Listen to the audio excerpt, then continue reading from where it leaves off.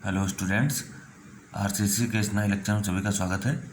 आज इस नए लेक्चर में हम लोग पढ़ेंगे कॉलम के बारे में। ठीक है, कॉलम क्या होता है, उसकी एनालिसिस कैसे की जाती है, उसकी डिज़ाइनिंग कैसे की जाती है, सब कुछ पढ़ेंगे हम लोग एक एक करके। ठीक है, तो शुरू करते हैं कि कॉलम क्या होता है। सबसे पहले तो ये देखते हैं कि कॉलम क्या होता है। ठीक है, ठीक, कॉलम कॉलम आप लोगों ने सो में भी पढ़ा होगा, या है ना, मैकेनिक्स में तो नहीं कह सकते, सो में पढ़ा होगा या स्ट्रक्चर में पढ़ा होगा। ठीक है, लेकिन फिर भी हम बता दें कॉलम क्या होता है। कॉलम, अब देखिए ध्यान से, कोई मान लीजिए एक ऐसा स्ट्रक्चर है, ठीक है, जो वर्टिकल मेंबर है। कोई एक मेंबर ऐसा है, ठीक, और कोई एक मेंबर मान लीजिए हॉरिजॉन्टल है, कोई एक मेंबर मान लीजिए डायगोनल है। अब किसको कॉलम कहेंगे? तो column is a vertical member. Column क्या है? वर्टिकल मेंबर है, ठीक। कॉलम कंप्रेसिव लोड झेलता है, ठीक है, तो इसीलिए इसको बोलते हैं कंप्रेशन मेंबर। तो देखा जाए तो कॉलम की डिफिनेशन ये होगी कि column is a vertical compression member. ऊपर से भी लोड आ रहा है, नीचे तो ज़मीन में हाई है, यहाँ से तो रुका हुआ है कि इससे नीचे नहीं जाना, तो कंप्रेशन लोड ही तो होगा। ठीक, अच्छा, तो इसका क्या होगा डिफिनीशन कि column is a vertical compression member, vertical compression member. ठीक, अच्छा, काम क्या होता है इसका?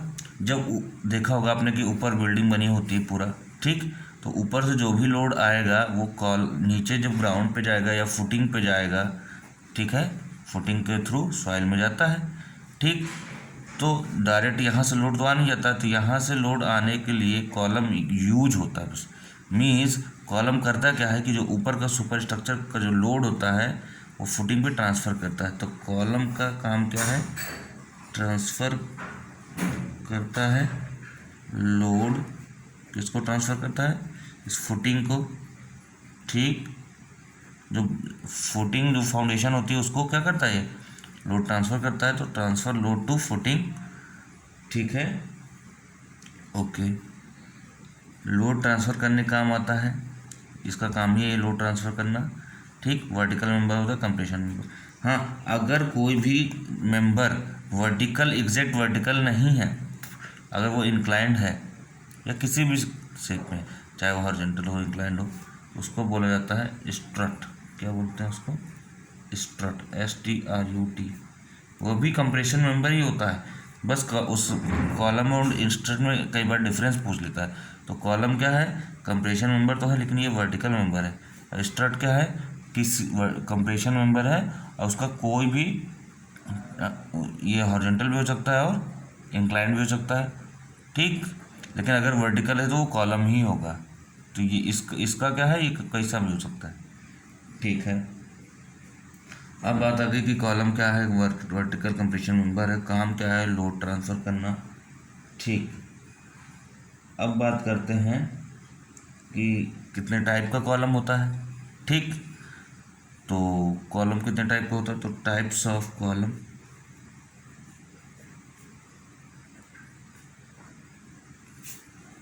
Types of column.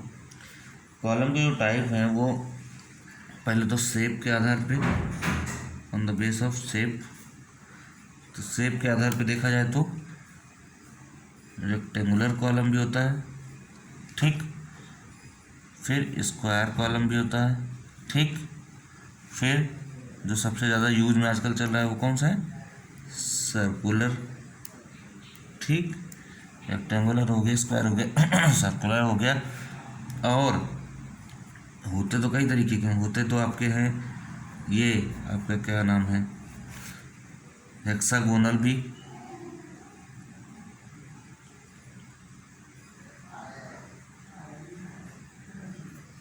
ये हो गया आपका ऑक्टागोनल, ठीक, यहाँ पे से सरिया लगी रहेगी, ठीक है, ऑक्टागोनल हो गया। हेक्सागोनल कुछ ऐसा बनेगा, तो हेक्सागोनल कॉलम भी होता है, ठीक। तो कॉलम शेप के हिसाब से तो कई तरीके का होता है, ठीक है। Rectangular, square, circular, octagonal, hexagonal. ठीक।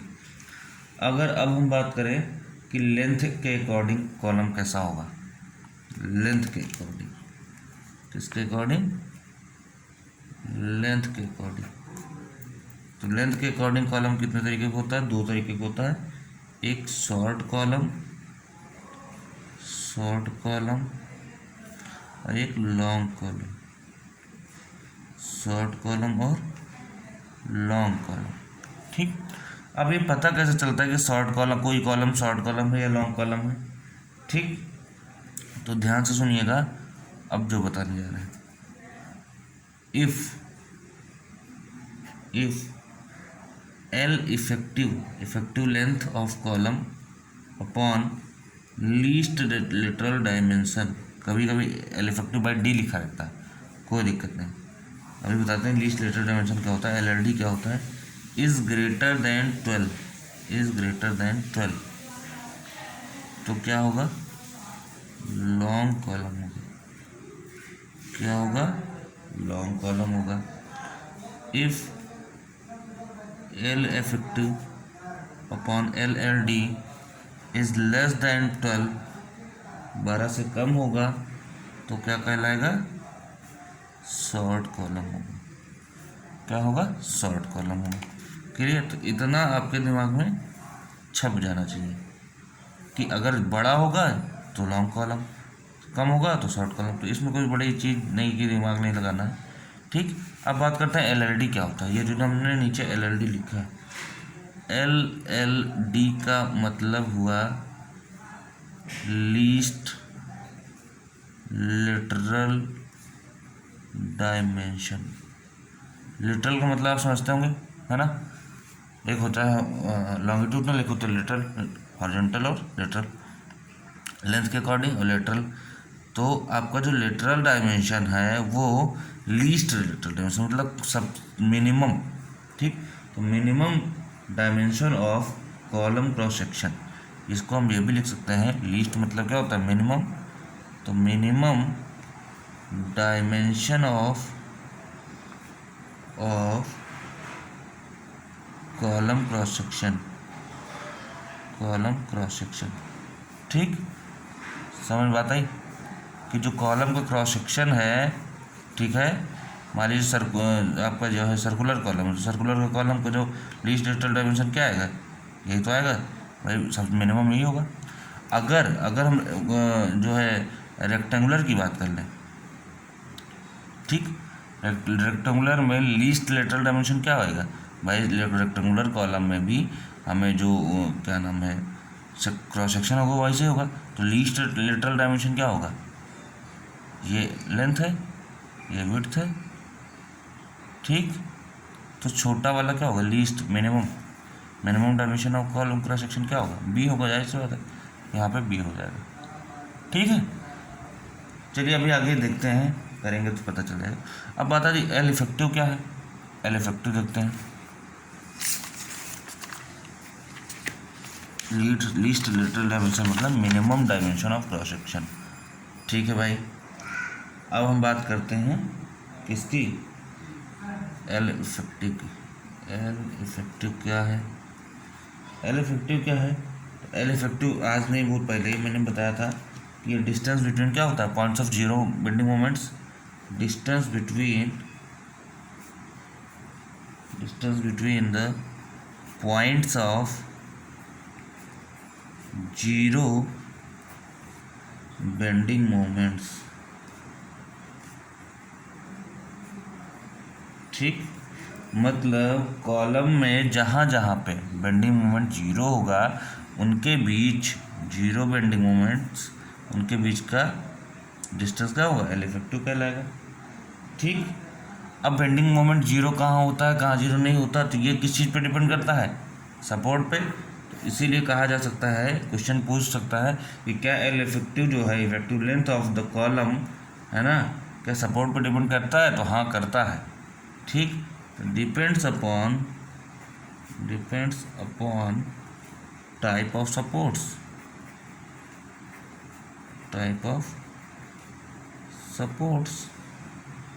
ठीक। ओके, कि कॉलम कैसा है, ठीक है। अब बात यह है कि जहाँ पे जीरो बेंडिंग मोमेंट होगा, है ना, मान लीजिए एक ये पॉइंट है, एक ये पॉइंट है, या दोनों पॉइंट पे जीरो बेंडिंग मोमेंट है, तो इनके दोनों के बीच की लेंथ क्या हो गई, एल इफेक्टिव हो गई।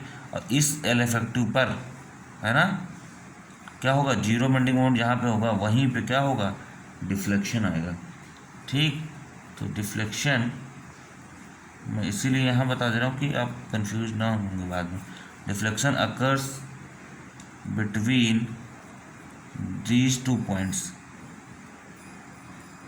इन्हीं दोनों पॉइंट के बीच क्या होगा, डिफ्लेक्शन आएगा। मतलब अगर कोई पॉइंट एक ये है, एक ये है कॉलम में, यहाँ दोनों के बीच क्या है, यहाँ बेंडिंग मोमेंट जीरो है, यहाँ बेंडिंग मोमेंट जीरो है, तो दोनों के बीच की लेंथ क्या हो गई, एल इफेक्टिव हो गई, ठीक। लेकिन जो डिफ्लेक्शन आएगा, जो डिफ्लेक्शन ऐसे आएगा या ऐसे आएगा, ठीक, मान लीजिए ऊपर से लोड लग रहा है तो ये ऐसे आ गया, ठीक है, इधर की तरफ या इधर की तरफ, तो ये जो डिफ्लेक्शन आएगा वो इन्हीं दोनों पॉइंट के बीच आएगा, ठीक है, जहाँ पे बेंडिंग मोमेंट जीरो होगा।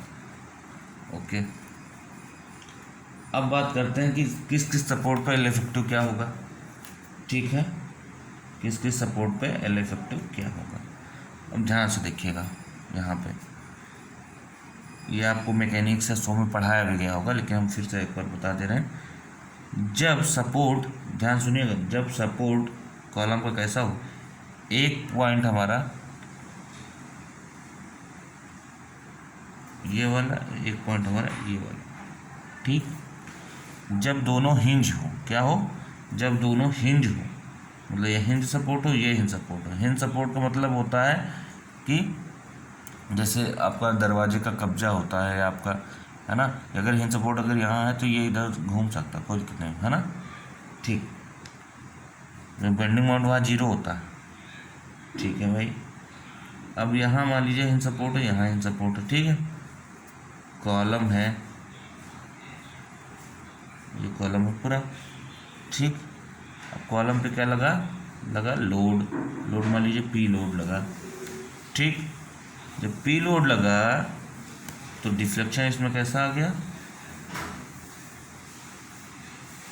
ठीक, हिंज पे तो मोमेंट जीरो होता है, यहाँ पे मोमेंट जीरो है, यहाँ मोमेंट जीरो, ये आ गया डिफ्लेक्शन, ऐसा डिफ्लेक्ट कर गई लेंथ, है।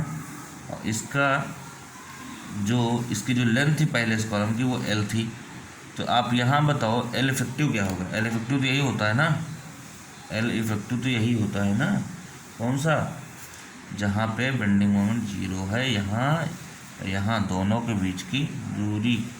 तो देखा जाए इस केस में एल इफेक्टिव एल के बराबर ही होगा, मतलब एल इफेक्टिव बराबर एल होगा इस केस में, जब दोनों पॉइंट हिंज हो, ठीक। अब हम बात करते हैं, ठीक है, अब हम बात करते हैं कि एक पॉइंट तो हमारा फिक्स है, एक पॉइंट हमारा फिक्स है, ठीक, क्लियर, और दूसरा पॉइंट हमारा फ्री है, ये वाला फिक्स है और दूसरा पॉइंट फ्री है।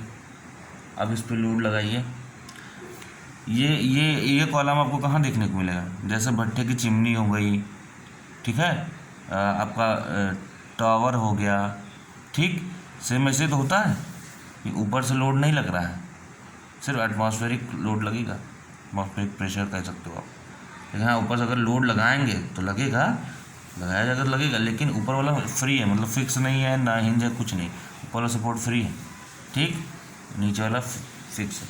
तो कभी कभी आपको क्वेश्चन ये नहीं देगा कि एक फ्री है एक फिक्स है, आप बताइए एल इफेक्टिव होगा ना, क्वेश्चन में पूछ लेगा कि भट्टे की चिमनी का क्या होगा, या कोई टावर है उसका क्या होगा एल इफेक्टिव, तो इस तरह घुमा के भी पूछ सकता है। चलिए ठीक है, अब यहाँ पे लोड लगाना था, जब आप यहाँ पे लोड लगाओगे तो जाहिर सी बात है कि अगर ये ऐसा है, ठीक, और ये वाला फ्री है, अभी तक क्या था, ये फ्री नहीं होता था, तो ऊपर से जो लोड लगता था नीचे से कहीं मूव नहीं कर पा रहा, तो मैं एक चीज़ कैसे समझाऊँ, ध्यान से सुनिए, जैसे ये है, ये कॉलम आपका है, ठीक है, ये इधर से तो फिक्स है, इधर से नीचे वाले फिक्स है, ठीक, और ऊपर से लोड लग रहा है, जो ऊपर से लोड लग रहा है तो ये कुछ ऐसे हो जाएगा, ऐसे भाई ये ऐसे ही इतना ही है, ठीक। यहाँ से हिल नहीं सकता, यहाँ से हिल नहीं सकता, ऊपर से लोड लगाया जा रहा है तो ये कुछ दबेगा, जब दबेगा तो ये ऐसे बन जाएगा। यहाँ एक ये फेलियर आ गया, डिफ्लेक्शन आ गया। यहाँ पे क्या है, ये फिक्स है लेकिन ये फ्री है। यहाँ क्या था, ये फ्री नहीं था, यहाँ बंधा था, तो ये ऐसे हो गया। लेकिन अगर यहाँ बंधा नहीं होगा तो जाहिर सी बात ऊपर से लोड लगाना चाहोगे तो ये इधर नहीं भाग जाएगा। मीन्स ये कुछ दूरी पे आके ऐसे डिफ्लेक्ट करेगा, और ऐसे डिफ्लेक्ट करेगा, और ऐसे डिफ्लेक्ट करेगा जब इसको हम ऐसे डिफ्लेक्ट करेगा, ठीक। तो मोमेंट बनेगा यहाँ पे कितना, ये लोड इनटू ये दूरी, मोमेंट बनेगा, ठीक।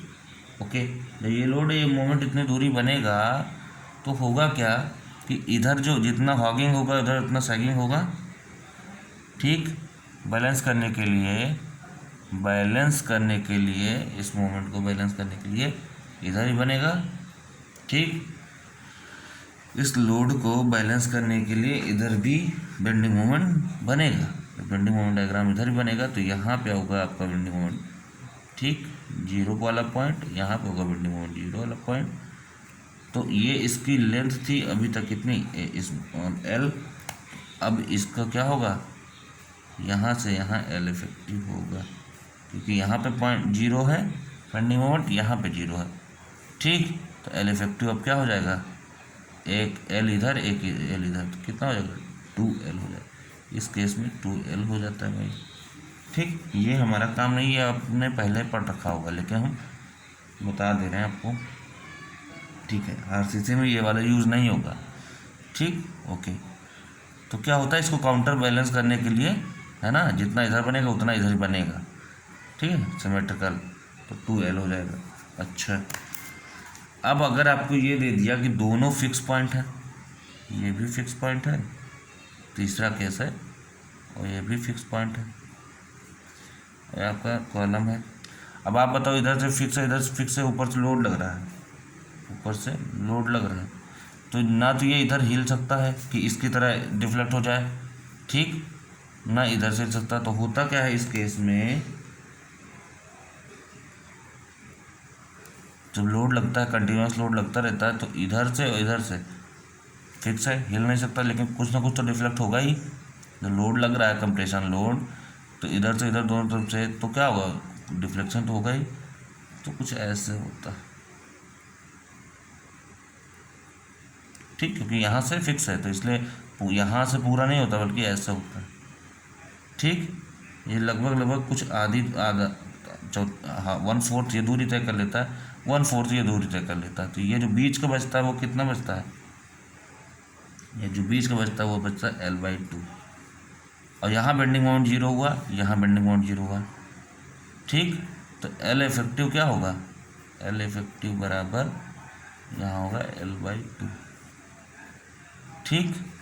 टोटल क्या था, L था, ठीक। तो L/2 हो जाता है। अगर आपको एक केस और दे दिया, वो केस में मैं ये कहा कि चलो एक फिक्स है, ठीक है, दूसरा हिंज है, फ्री नहीं, दूसरा हिंज है, ऐसे। अब क्या होगा, ये फिक्स है, ये तो कुछ ऐसे ही बनेगा जैसे इस वाले में बना है, यहाँ कुछ नहीं होगा, फिर ऐसा डिफ्लेक्ट करेगा। लेकिन यहाँ से इस तरह नहीं होगा जैसे पहले हुआ था, यहाँ से पूरा ऐसे डिफ्लेक्ट करेगा, तो कुछ ऐसे बनेगा, यहाँ लोड पड़ रहा है तो ये टोटल तो हमारा L था, ठीक है, लेकिन बेंडिंग मोमेंट 0 कहाँ से हुआ, यहाँ और यहाँ। तो देखा जाए L इफेक्टिव अब क्या होगा, इतना ही तो होगा, मतलब L से कम ही आएगा।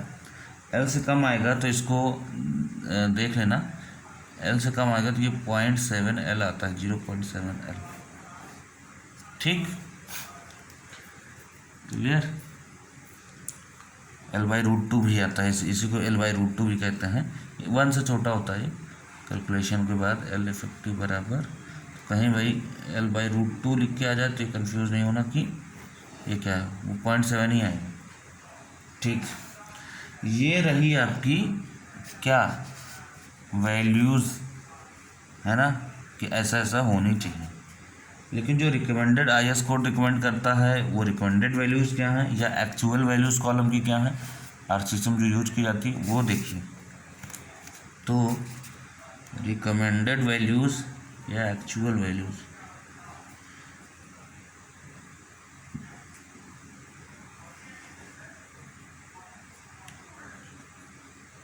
रिकमेंडेड वैल्यूज़ ठीक क्या होंगी,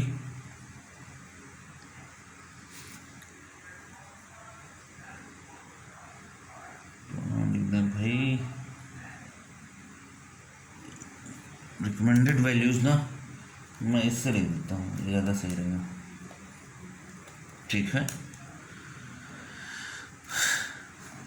जो रिकमेंडेड वैल्यूज़ हैं वो मैं इससे लिख देता हूँ।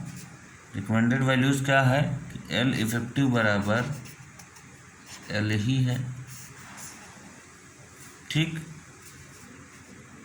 ये हमने स्टार कर दिया। और L इफेक्टिव बराबर जहाँ 2L है, ठीक है, तो यहाँ L इफेक्टिव बराबर 2L ही है। ठीक, और जहाँ पे L इक्वल टू L/2 है, ये वाला वो है L effective is equal to 0.65L, 0.65L। ठीक, और जहाँ पे ये वाला L/2 है वो है L 0.8L, कितना 0.8L। ठीक, 0.7 की जगह 0.8, 0.5 की जगह यहाँ भाई L/2 मतलब 0.5, तो 0.5 की जगह 0.65, 2L ही रहेगा, L का L ही रहेगा। ओके, ठीक, ये इतनी चीज़ें हम लोगों ने पढ़ लिया कि इफेक्टिव लेंथ कैसे निकलेगा। तो आपको क्वेश्चन में क्या होगा, सपोर्ट दिया रहेगा, L इफेक्टिव आपको पता करना होगा, फट से L इफेक्टिव पता करिए। लीस्ट लेटरल डायमेंशन आप कैसे पता करेंगे, इससे पता करेंगे। अगर सर्कुलर है तो मिनिमम D होगा, अगर से रेक्टेंगुलर है तो मिनिमम B होगा, स्क्वायर है तो फिर चाहे ये लो चाहे ये लो बराबर ही होगा, B ही होगा। ठीक है, तो उससे शॉर्ट कॉलम लॉन्ग कॉलम पता कर सकते हैं। क्लियर। अब बात करते हैं कि long column short column fail कहाँ करेगा। ठीक, तो लॉन्ग कॉलम कहाँ फेल करता है, शॉर्ट कॉलम कहाँ फेल करता है। ठीक है, तो इफ लॉन्ग कॉलम, अगर हम लॉन्ग कॉलम की बात करें तो ये फेल करता है, फेल्स होगा, फेल्स इन बकलिंग। किसमें फेल करेगा, बकलिंग में। ठीक, शॉर्ट कॉलम होगा, कौन सा, शॉर्ट कॉलम होगा तो किसमें फेल करेगा, फेल्स इन क्रशिंग। क्रश मतलब टूट जाना है, तो ये क्रशिंग में फेल करेगा, कौन सा, शॉर्ट कॉलम, और बकलिंग में फेल कौन करेगा, लॉन्ग कॉलम। अभी बकलिंग क्रशिंग हम समझा देते हैं। ठीक, और अगर इंटरमीडिएट कॉलम हुआ तो मतलब इन दोनों के बीच में हुआ तो क्या होगा भाई साहब, इंटरमीडिएट कॉलम जो इन दोनों के बीच में होगा वो इंटरमीडिएट कॉलम होगा। तो इन दोनों के बीच में होगा तो वो फेल किस में करेगा, क्रशिंग एंड बकलिंग, दोनों में फेल करेगा। ठीक है, क्रशिंग और बकलिंग दोनों में फेल करेगा। अच्छा, अब देखते हैं कि क्रशिंग और बकलिंग होता क्या। ठीक,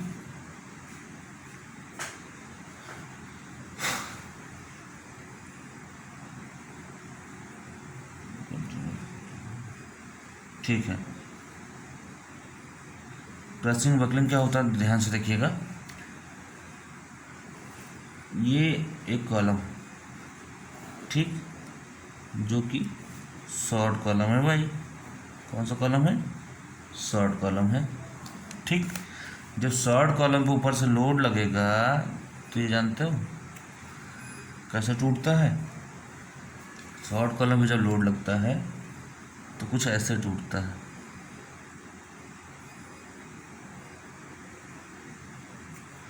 ठीक, यहाँ से ब्रेक कर जाएगा, यहाँ से ब्रेक कर जाएगा तो इसी को हम कहते हैं क्रश कर गया, टूट गया। क्या हो गया? क्रश कर गया, क्रशिंग कहलाता है। ठीक, ये क्रशिंग कैसा होगा? ब्रिटल फेलियर होगा। कैसा होगा? ब्रिटल फेलियर होगा। ब्रिटल फेलियर कैसा फेल करता है? सडन फेलियर होगा। ठीक है, लेकिन अगर हम बात करें लॉन्ग कॉलम की, ठीक,